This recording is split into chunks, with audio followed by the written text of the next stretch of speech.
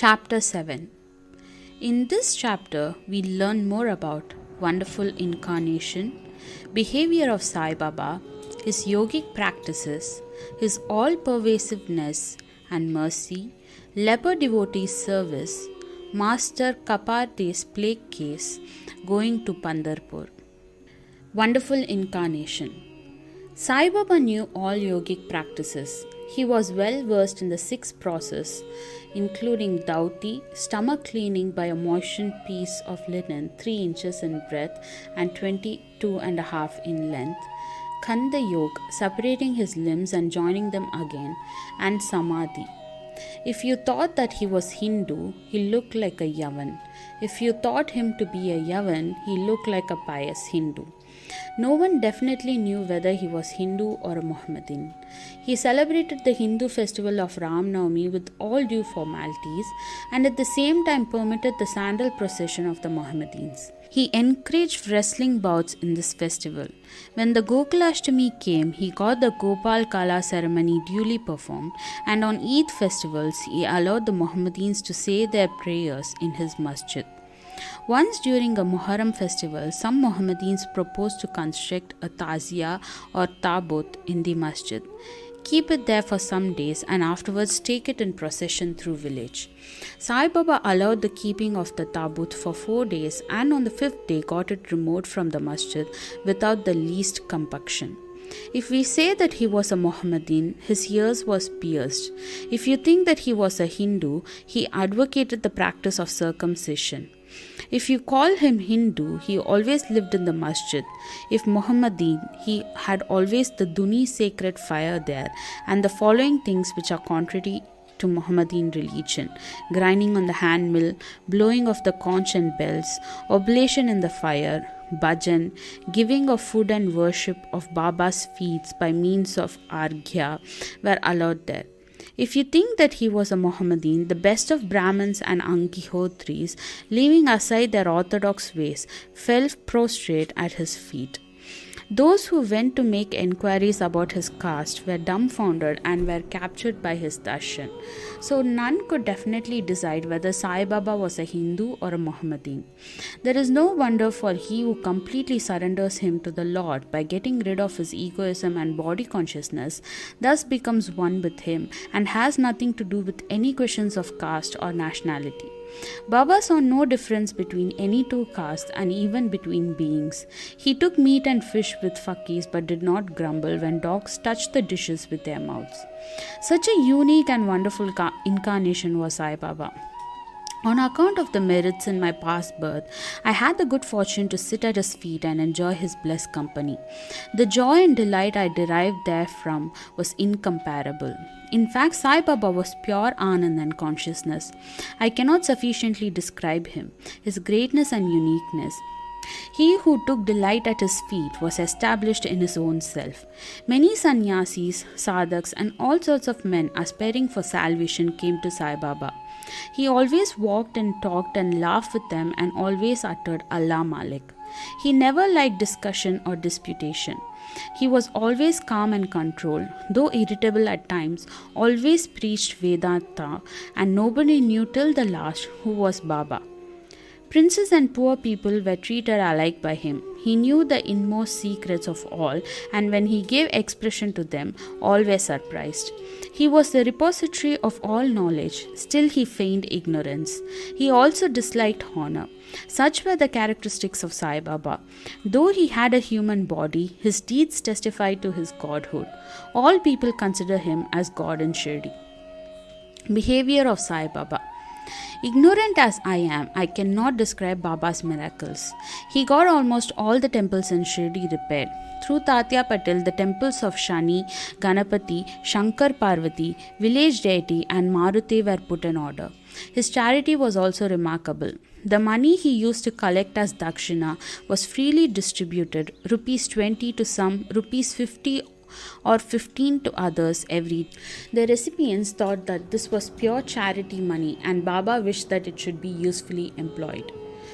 People benefited immensely by having Baba's darshan. Some became hale and hearty, wicked people were turned into good ones. Leprosy was cured in some cases. Many got their desires fulfilled.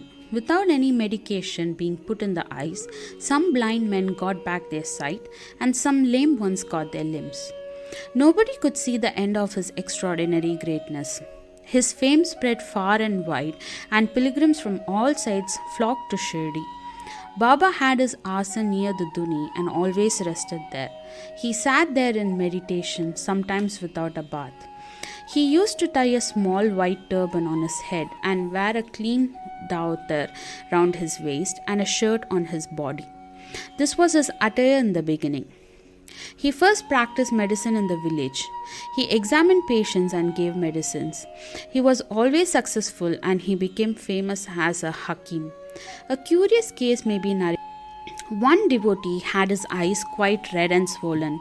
No doctor was available in Shirdi. The other devotees took him to Baba. In such cases, other doctors would use ointments, unguents, cow's milk, and camphorated drugs. Baba's remedy was quite unique.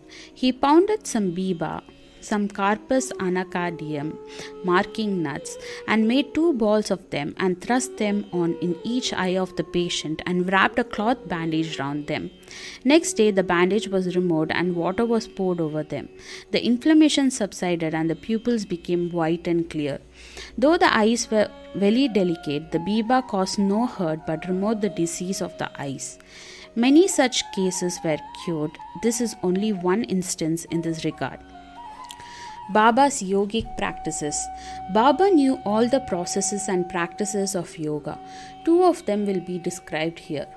Dauti Kritya or cleaning process. Every 3rd day, Baba went to the well near banyan tree at a considerable distance from the masjid, washed his mouth and had a bath.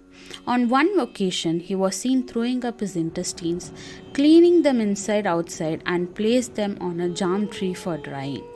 There are people in Shirdi who have actually seen this and who have testified to this fact. Ordinary dauti is done by a moistened piece of linen 3 inches broad, 22.5 feet long.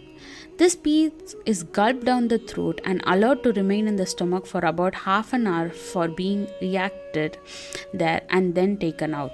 But Baba's dauti was quite unique and extraordinary. Khanda Yoga.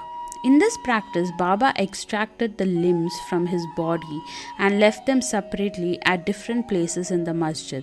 Once a gentleman went to the masjid and saw the limbs of Baba lying in separate places. He was terrified. He first thought of running to the village officers and informing them of Baba being hacked to pieces and murdered. He thought that perhaps he would be held responsible as he was the first informant and knew something of that affair. So he kept silent. But next day when he went to the masjid, he was very much surprised to see Baba hale and hearty as before. He thought that what he had seen the previous day was only a dream. Baba practiced yoga since his infancy and nobody knew or guessed the proficiency he had attained in it. He charged no fees for his cures, became renowned and famous by virtue of his merits, gave health to many a poor and suffering person. This famous doctor of doctors cared not for his interest, but always worked for the good and welfare of others, himself suffering unbearable and terrible pain in many a time in the process. One such instance I will relate now, which will show the all-pervasive and the most merciful character of Sai Baba. Baba's all-pervasiveness and mercy. In the year 1910, Baba was sitting near the Duni on Diwali and warming himself. He was putting firewood into the Duni, which was burning brightly. A little later, instead of pushing logs of wood, Baba pushed his arm into the Duni. His arm was scorched and burnt. This was noticed by the errand boy Madhav and also by Madhav Rao Deshpande. They at once ran to Baba and Madhav Rao clasped Baba by his waist from behind and dragged him forcibly backward and asked, "Deva, why you done this?" Then Baba came to his senses and replied, The wife of a blacksmith at some distant place was working the bellows of a furnace. Her husband called her, forgetting that her child was on her lap.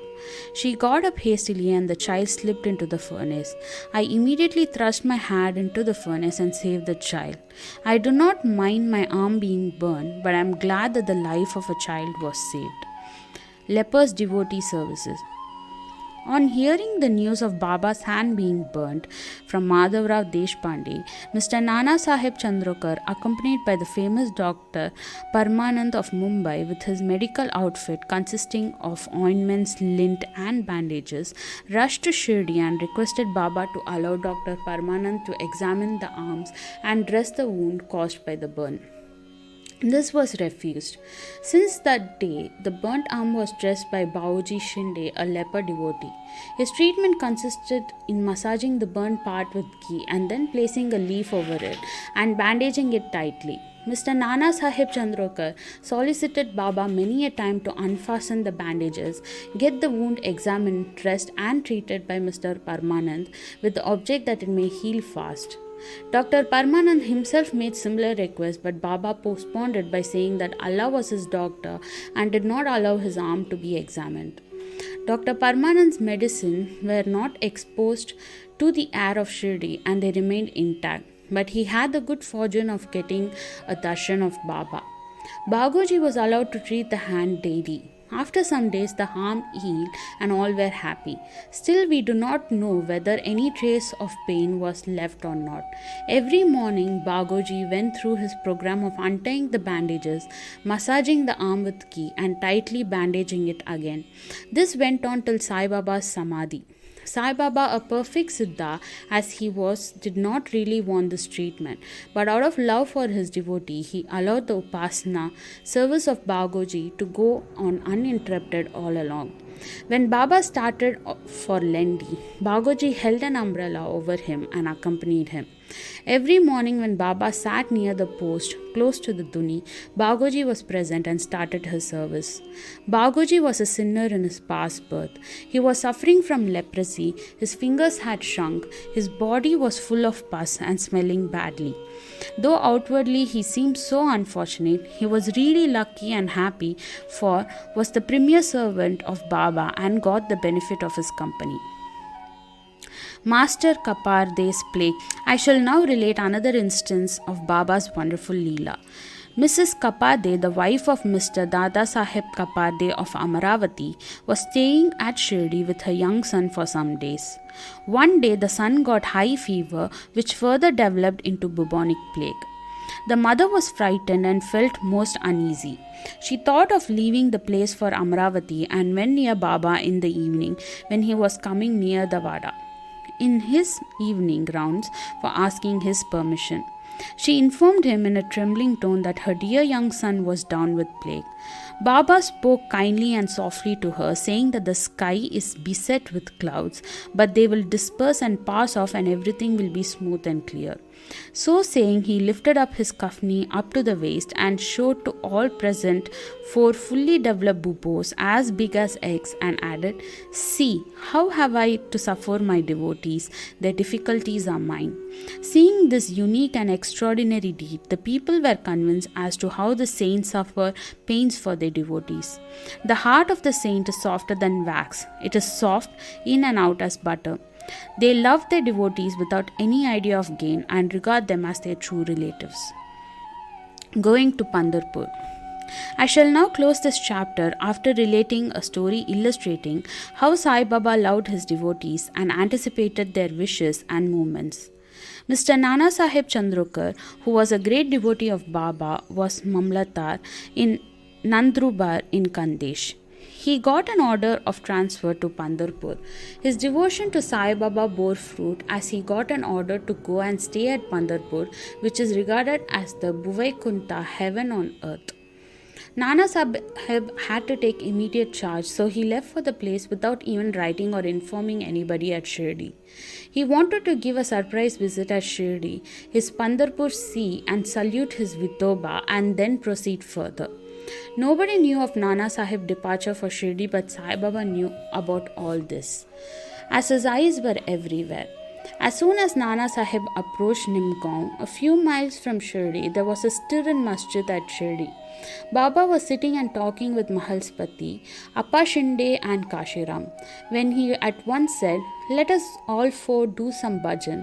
The doors of Pandari are open. Let us sing merrily." Then they began to sing in chorus, the bhava of the song being, "I have to go to Pandharpur and I have to stay on there, for it is the house of my Lord." Baba sang and the devotees followed him. After a short while, Nana Sahib came there with his family, prostrated himself before Baba and requested him to accompany them to Pandharpur and stay with them there. This solicitation was not necessary, as the devotees told Nana Sahib that Baba was already in the mood of going to Pandharpur and staying there. Hearing this, Nana Sahib was moved and fell at Baba's feet. Then, after getting Baba's permission, uti and blessings, Nana Sahib left for Pandharpur. There is no end to Baba's stories, but let me stop here now. Reserving for the next chapter other topics such as importance of human life, Baba living on alms, Baija Bhai's service and other stories. Bow to Sri Sai, peace be to all.